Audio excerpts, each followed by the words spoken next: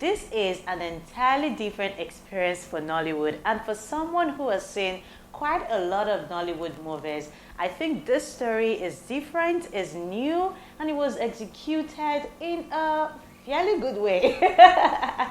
Guys, I'm about to review the movie Prophetess, and yes, I have so many things rushing in my head at once that wants to jump out of my mouth, but I'm just going to take it as slow as I can so that you get the gist, and of course you can dissect this movie like we always do on my channel. If you're ready for this new experience for Nollywood, talking about the movie Prophetess, let's get into it. Guys, let's go.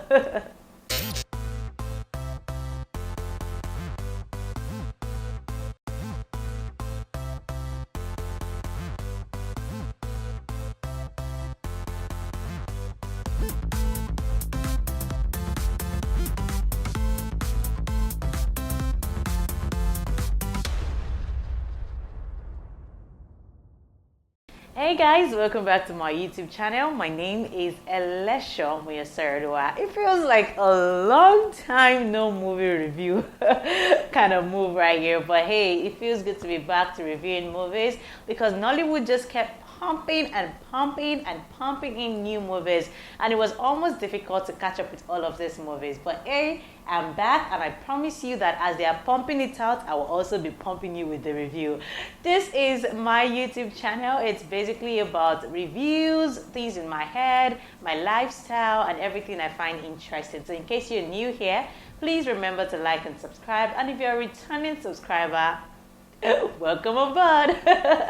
Or welcome back, basically. Guys, you can see that I have a lot of excitement in my head, my look and everything, because this movie I'm about to review just put me in this zone and this mode. It is Prophetess, the movie, and I'm sure that you've seen all the hype. I mean, starting from the trailer that was released, it's what best at the end of the day, so you know she comes with a lot of hype. The trailer when it was released, to the premiere that held some weeks back, to now the actual movie hitting the cinema on the 2nd of April. Believe me when I say this is a good way to start the month of April. It is a good way to enjoy Easter. So in case you're wondering how to enjoy Easter this period, I recommend you to probably go to the cinema, see this movie, then let's talk about it in this review that you're about to watch. Or maybe watching the review before you get to see the movie eventually. Guys, well, where do we start from? Like always, you know that I am going to first tell you about the movie, the story, and yes, we'll now begin to look at what they did right and what they did not do, so right on this one. So let's just basically start off with the movie itself, the story, the movie, everything about it. The first time I saw the trailer of this movie, I was like, this one is plenty, because it felt like there were a lot of things being shown to us at different times. But then when you see the trailer, you probably have an understanding of the fact that, okay, there's a prophetess and there's a football match. Maybe the prophetess had something to do with the football match, and then, you just kind of have an idea of what they're trying to do. But believe me when I say, going into this movie, there's actually turned out that there's a lot more than what we were shown in the teaser, and also there's still there were a lot more levels or a lot more angles to the movie that wasn't even explored properly. So let me just basically quickly run down through the story that was told. Basically we had a number of fantastic actors on this one. I mean, we had Toyin Abraham, who played Ajoke. We had Kehinde Bankole, who played Labake. So they are sisters, and their mother, I'm not so familiar with their mother. It's basically a predominantly a Yoruba, Nollywood kind of movie, but it had English in it. Okay, so we also had Dedemeji Lateef in the movie, who played what's it called now? Toyin Abraham's right-hand man in the church. There's this other lady, I'm not so familiar with her name. She was also in the movie. She played Deborah. Was it Deborah or Rebecca? I don't know which one now. But she was in the church also with Dedemeji, Lateef, and Toyin Abraham. There was Tina Mba, who played Deepsy's auntie alongside Ronke Oshodioke. And Deepsy was played by Kunle Remi, who I think was fantastic, by the way. So there was also Muyiwa Ademola, who played Mutiu Adepoju, the ex-Super Eagles star, you know, that kind of feel. And to my absolute favorite, definitely have Uzor Arukwe, who I think is amazing. I could gush about him, you know, back to back. I really like Uzor. I think he's doing so well for himself, and he's one of those rising stars that people need to start, you know, embracing, because I feel like he's going to take Nollywood by the neck in the next couple of years. So yes, Uzor, if you watch Sugar Rush, the guy that say, "Where is my money?" That guy is Uzor. I also saw him recently in the Raz Guy, and then he featured on this one as the rich Igbo man who owned a betting company. I think Stan Eze also did an amazing job in this movie. Stan Eze was the brand manager for the betting company. Who else do I think is worthy of mention in this movie? How do I forget Fogo Bombastic? Oh my Deyemi Okanlawon was fantastic. Also coming in from Omo Ghetto to this one, I think he did a great job. Yeah, those are some of the major actors on the movie. And to the story now, the story featured Ajoke and Labake, who are sisters, but they had sibling issue, you know, when you feel like your mother cares for one than the other, you know, that kind of feel. That led to Ajoke leaving the house and then starting up something that looked like a church. I don't know how she got the interest. We're not told the backstory of how it started, but we're introduced to her in the church, you know. Yeah, I also forgot that Sheyi Awolowo is on this one, Baby Naija star Sheyi, who was a politician trying to get in a particular office, and he came to the Prophetess to get prayers, although he did not win eventually. So yeah, we're introduced to her in the church, and then, like I said, we didn't have the backstory of how the church started, right? We just realized that she had started a church, having run away from home, and she was with these guys, and you know, it felt like she was also an alcoholic, and that wasn't exactly clear. Two things I figured out later on: either she was actually an alcoholic, or that thing she was drinking was actually something she was using for a condition she has, which is leprosy. Or epilepsy, rather, epilepsy. So it wasn't really clear, but then we saw her drink a lot, but at some point it was looking like that's something she was using for a medical condition. So, you know, she started off the church, had the whole drama coming in for her. People were coming in for prayers. I don't know how they learned about her, but she was in a remote village in Ibadan.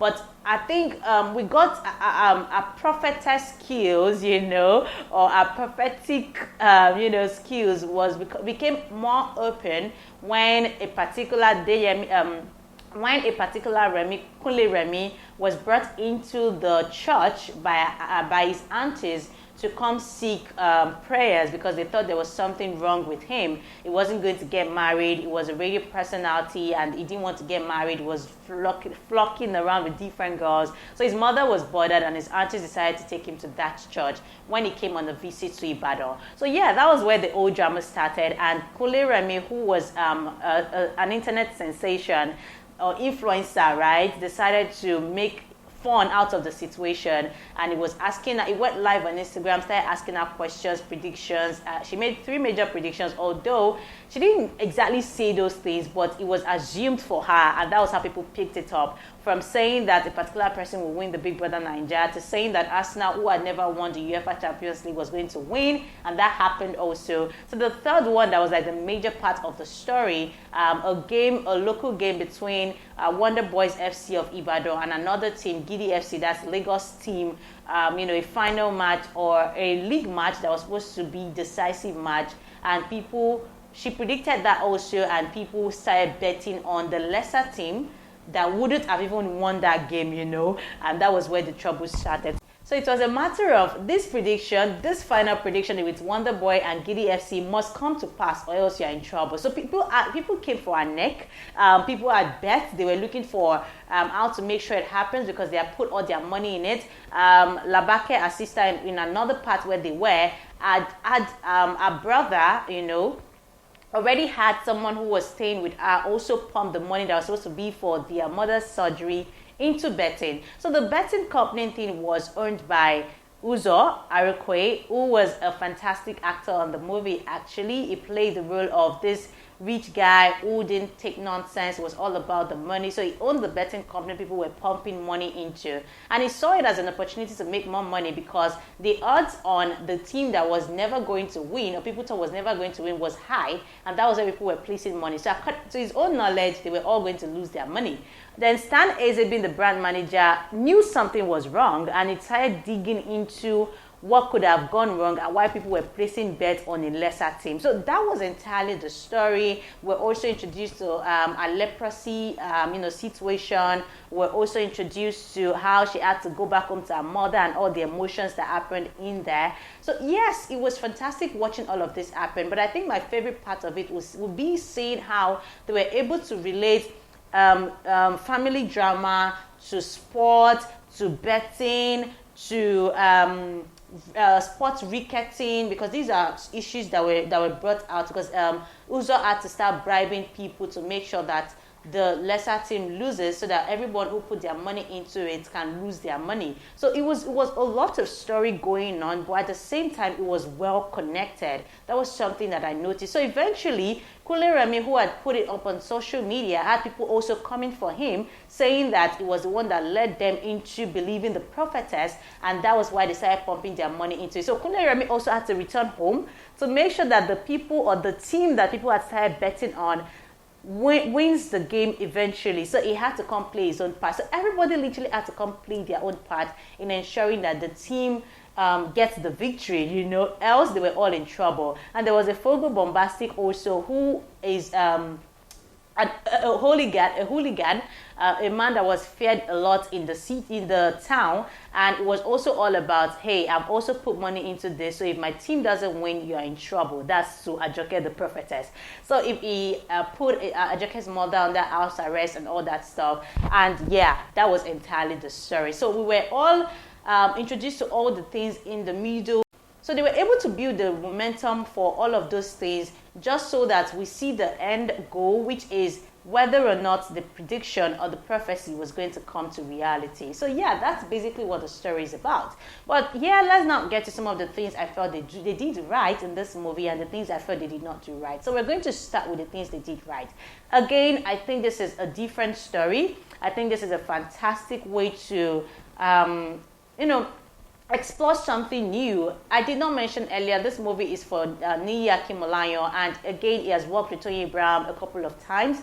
And I remember speaking to him at the premiere, and I was like, okay, why did you choose What Best? And he said he just really had this idea in his head, and he just went to her and said, do you want to work with me? Because I think they worked on Elevator Baby together, and that is it's an amazing movie, by the way. And I think Niyi Akimolayan also has a way of telling stories. I mean, in the unseriousness of a particular story, he finds a way to bring seriousness into it, and that's one thing I liked about the movie. So while we were laughing about the comedy of how the prophetess was going about her business, we're also seeing real life issues. So one time I'm laughing, another time I'm almost in tears, because there's this emotional thing going on with a mother who was sick, and then Labake, who was trying to do everything to make sure that her mother did not die.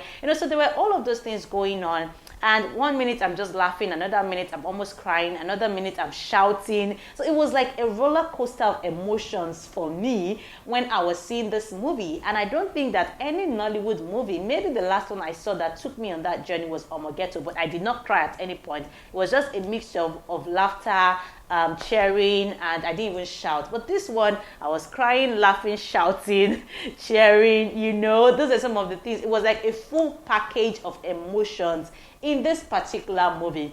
So yeah, those things were accounted for. We had the family drama, we were taking on the roller coaster of emotion. There was Fogo Bombastic, who was giving us the Jagaban feel. There was Uzor, who was bringing in the Igbo, relatable, rich man kind of feel. There was Stan Eze, who was giving us the Harvard English and the sensational dresser kind of thing. So yeah, everyone just had different things going on for them, but at the same time, there was a connection. And I think the last part of the movie also made me feel like they were very intentional with how they connected everybody, because at the end of the day, everyone who had something to do in that movie was on the scene of the reality, or on the scene of watching what the prophetess said manifest. Uzor was there, Stan was there, Kenny Bankole was there, Ajoke was there. I mean, everybody we were at that final decisive point, and that was really intentional. So yeah, they did that well. A different story, good story, nice story. But another thing that worked magically for them in this movie is the soundtracks. God, these guys had a soundtrack for every moment. So one minute you're feeling, okay, can we move fast? Nollywood, normal Nollywood, it gets draggy along the way. But at some point, when you're already feeling like, okay, can we move fast? They just dropped that scene with a very fantastic soundtrack, and you're back up and you're like, yes, I can relate to the soundtrack. All the soundtracks made sense, from the Christian soundtrack to the normal song soundtrack, hip-hop soundtrack, to the thrilling soundtrack. I mean, the Fogo Bombastic scene, I liked his own soundtrack, so the soundtrack too, Fogo Bombastic. I really think they went the extra mile to create it was like, I felt like there was an imaginative setup to creating this movie. They didn't just bring everybody on set and say, yeah, let's do, editor, oh yeah, do. No, they had everything well thought out, and that was very reflective in some of the things I saw. I can't even begin to go into the scenes, as in some scenes, and how it was created, because as a creative myself, I could see the length at which they went to create some scenes. You might not really understand what I'm saying, but when you see them, I'm just going to give a few examples. Like when Ajoke was being pursued out of that town, how Abana was singing. As in, at some point, as a creative, I was thinking, okay, Abana should be somewhere already destroyed by now. And then the next thing, I saw Abana on the floor in the rain, already in the mud, and they had to show us. I mean, they were intentional, right? They were really intentional. Those things just made me feel like, yes, these guys knew what they were doing, and they brought it out in the creative set of this particular movie. So yeah, that it worked for me. It got me thrilled. Like I said, this movie is not without its flaws, but I just really had it had so many things going on for them that became almost necessary for me to ignore some things in the movie, because I just kept feeling like, okay, yes. I mean, the shots were cool. Yes, I was just saying, yes, this is it, because I was looking beyond the story. I was now beginning to see the creative angle to the story itself. So I think this is the first Nollywood movie that I could really sit down as a creative, and I'm like, okay, this is, I'm like, okay, these shots, this, I'm like, this, it was beyond just trying to analyze the story they were telling. I was now looking at a lot of things. Okay, for instance, where Osaze was also running to the stadium after his father had collected bribes to take him away from playing the match. You would understand if you see the movie. How he was running, how he stood, what he saw that made him keep going. I mean, these things they're not the usual Nollywood thinking. Oh, deep. Like, it was very deep. Their lines also were not just any outlines, although I saw a lot of freestyling in between, but the lines were thought of. I could feel like I wanted to hear this, and I heard it. I could see the emotion come in from the lines they were giving out. Of course, there were a couple of freestyles, but I could still sense the seriousness in the things they were saying. For instance, one of the lines that really tripped me a lot, because at some point I was asking myself, did the prophetess really predict that Wonder Boy was going to win? I asked myself from the beginning, because I was paying attention to her predictions, but I didn't hear her say anything like that. So I was wondering how the people pick it up. But then what she said was that the people of Lagos feel like they are better than us because the other team is a Lagos team, but God would give us victory.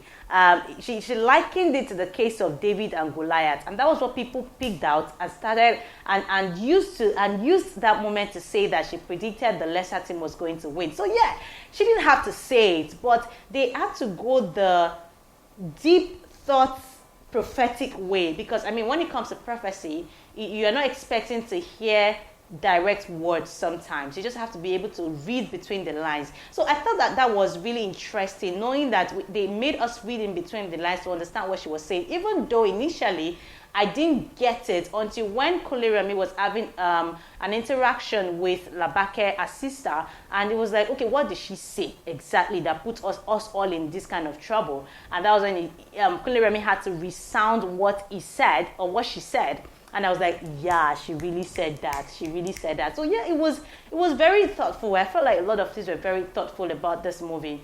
And that just really thrilled me a lot. And like I said, it made me ignore some form of their flaws. Another thing they did well, it's important to point this out because this is one way that a lot of Nollywood movies used to fail, is that they were able to do their advert placements without us feeling irritated. And this went in line with Biggie being one of their sponsors. I mean, they put Biggie in our faces a lot, but it was not irritating. At some point, they introduced Revolution Plus, which Toyin Abraham is an ambassador for, and it was not irritating. I think the only part where Fearless or Biggie's ad was irritating for me was when they came to say that they were giving Wonder Boys a new jersey. I felt like that scene was kind of rushed, or maybe the person who came to present the jersey on behalf of Biggie or Fearless didn't know their lines and they got tired of reshooting. So it just felt like the one they eventually picked was just like, put it. That was how I felt. But then all their ad placement wasn't irritating. I enjoyed listening to their ad placement because it was just strategically done and beautifully done also. I think I've recounted some of the things I found really interesting about the movie. Let's get to the things I did not find interesting. One of the things I didn't find interesting in the movie, again, is the length. Let's start from there. The length. To be very honest, I think Nollywood needs to understand that as much as they want to do movie with longer length, not everybody likes to sit in the cinema for that long. Let me tell you why I feel this way. On the flip side, right, on the random viewer side, this is what I think. I saw this movie twice. The first time I didn't finish it because I had to go home. It was getting too late and the movie was becoming too long. It was at the premiere actually, but the next day I had work, so I had to be wise with myself, and I said, okay, I will see it when it eventually comes to the cinema. At that time, I will know that I'm not doing anything the next day and I can stay in the cinema for as long as I want. So I didn't finish it the first time because of the length. The second time I went to the cinema, I already made up my mind I was going to spend my money this time, so I knew I had to see to the end, and I need to see to the end to review it for you guys. So yeah, I got to the cinema. I love the late night cinema thing. So my movie time, usually I select the 9 p.m., 9:10 movie time. Most of the time I'm going to see a movie. And so many other people came out too at that time. So I got there, we started watching at about 9:10. And I think we didn't leave until like past 11 or thereabout. To 12, yeah, to 12. Past 11, 11:30 to 12, yeah. And some people had to leave in between because, again, they could not see to the end. Because, I mean, maybe they can't go to their house that late, or maybe they were not driving or something. I don't know what their reasons were. But for you to come and spend your money on a movie, your 2,000 naira on a movie, and you had to leave before the end, it means that something must be wrong. Like, you really cannot wait. It must be really serious. Maybe their area is not safe, or they were not driving or something. So yeah, that made me kind of feel like we can't continue like this. We can't continue making people come spend money for a movie and they don't get to see it to the end because it's too long and they have to leave. So I think this is something Nollywood really needs to work on. I understand that they have content to give us. In fact, I enjoyed it. Although at some point I was feeling like, okay, can we just wrap this thing up? It's becoming too long. But then another scene will make me feel like, oh, nice. So yeah, I had this mixture in between, and that just still brings me back to the length. And on the creative side, I feel like, yes, I can cope with the length if you're giving me something that will make me stay.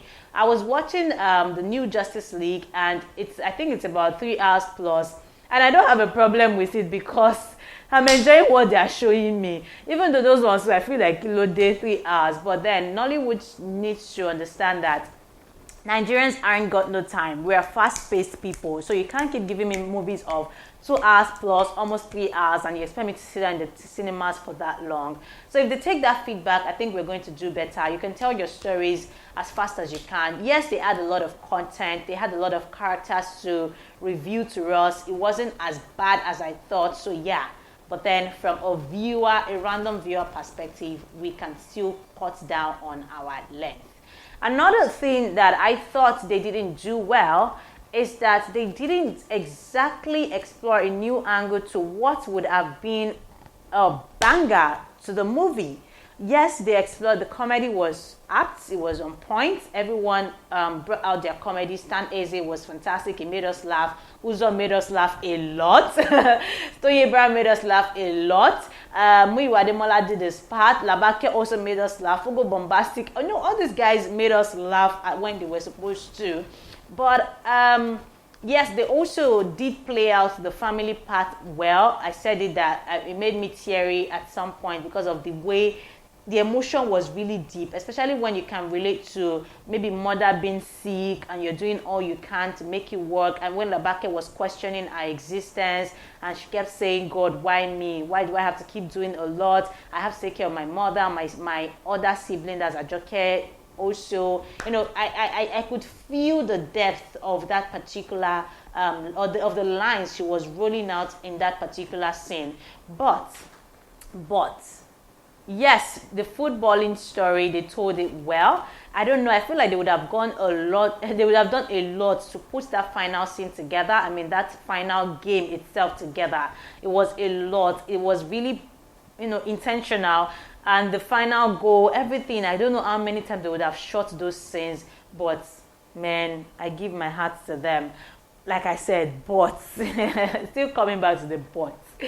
The angle of health they were trying to explore they didn't do justice to it. And when I say health, like Labake's mother's health, that's Labake and Ajoke's mother's health issue, it wasn't as profound as they were making us believe. You know, we didn't know what she was fighting. I don't know if it was cancer. I don't know what they were trying to. I know they said she needed to do an operation, and they didn't exactly show us a battle with the health issue. You know, it was not like she was vomiting at some point, or she was sick at some point, or she could not do. It was just at the later end when she was about to die that we now saw that the battle she was going with her health. And another health issue they introduced us to was epilepsy, and I also think they didn't do justice to that. I mean, for someone like me, I would have really loved to know how does she have the epilepsy?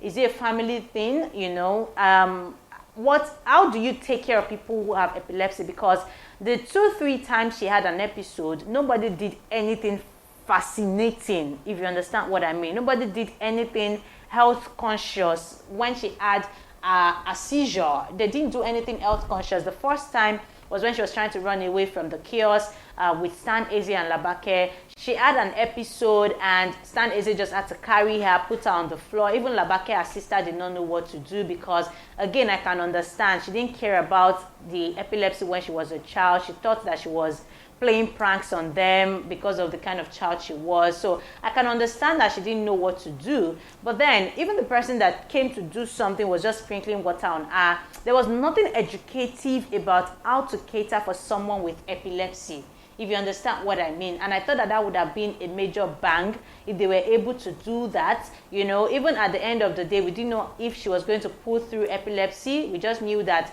she had another seizure after the game, the one game with Wonder Boys and Giddy FC, and then she was in the hospital. That's about it. So I think that they didn't explore that part well, and it would have been very good to see that, because that was the first emotional part of the movie that we saw. Because when I saw that she was epileptic, it kind of made me feel like, you know, it was like something I didn't see coming. I haven't seen the trailer and all of that. I didn't see that part of the story coming. I didn't even see the part of the motherhood and her sibling coming. So yeah, they explored the motherhood thing well, the sibling thing well, the emotions, everything, but they did not explore that health angle properly, and I didn't like it. I mean, it was an opportunity for people who are probably dealing with that to have a picture of what they can do better. So yeah, I didn't like that.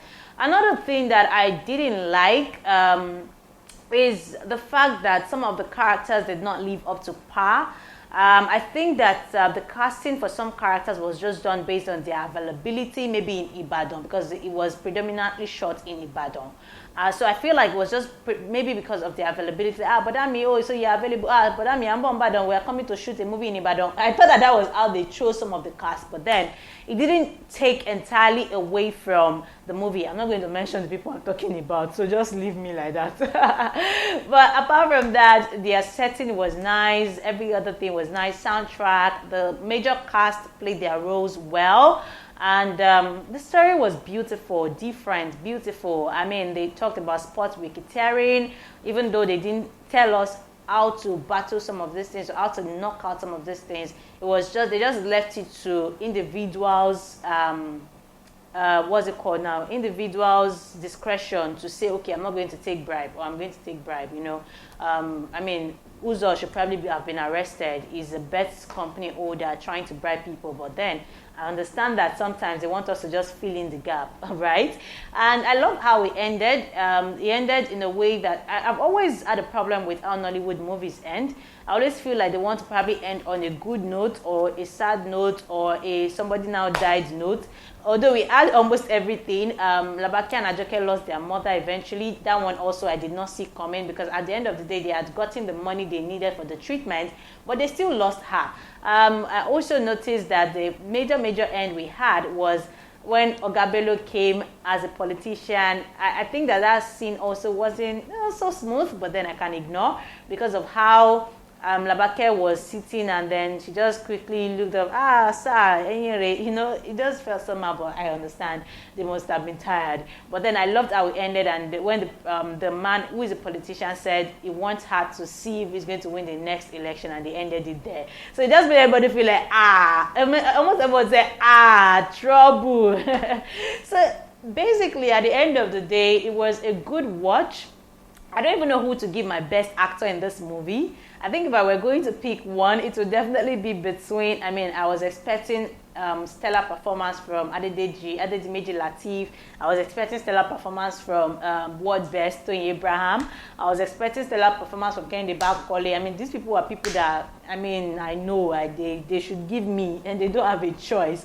Niyi Akinmolayan also actually featured in the movie himself, just a very brief interview scene via the television, where he was talking about the match and the Prophetess prediction. But I think two people stood out for me to definitely be Stan Eze and Uzor Arukwe, and I feel like they deserve more chances in Nollywood, because they were giving us a different vibes to their personality, and that really stood out for me as a person. I enjoyed watching them every time they came up on the screen. It was interesting, I laughed, and I just really enjoyed both of them. So my best character in the movie would definitely be between the both of them. I don't know which one right now, but I just liked both of them. So guys, I don't know if I'm forgetting anything, but these are some of the things that I can say about this movie. I know that if I forget anything, you guys can probably let me know in the comment section, and we can continue from there. But again, I feel I would resound that this is a different Nollywood movie. It has a different story, and I feel like a lot of guys will enjoy this a lot, and they would also give kudos to them for pulling off the sporting angle of this movie. That must have been difficult, by the way, okay? As a person who loves sports also, I just really gave them kudos, like how the goals were being scored. It's one thing to watch a live match and then you just see goals being scored, but it's another thing to watch a live match being shot for a movie. I can imagine the retakes, the takes, and all that stuff. It was really beautiful. I enjoyed the commentary done by the real Warri Pikin too. That was another comic angle to the movie itself. Again, I screamed a lot. I lost my voice, especially the football part. I screamed a lot. I lost my voice. Even though you would already have an idea of the fact that Wonder Boys would win, it was just interesting seeing how they were able to play it out to make us, be absorbed into the entire stuff at the end of it. I could continue talking about this movie over and over again, but I think it was a beautiful watch. I'm going to rate it 8 over 10. Right? 8 over 10, because I think it was just really beautiful, because it's a different story. That's why I enjoyed it a lot more. Guys, if I forget anything, like I said, please let me know in the comment section down below. Remember to like and subscribe to my YouTube channel. There's so many other movies I'll be bringing to you soon. Just make sure you turn on your notification button so that you don't miss any of my reviews. And this wraps it up this lovely day. Oh God, I don't want to go. I just want to keep talking. So yeah, Bam, I love my heart, man. She was fantastic. See you next time. Goodbye.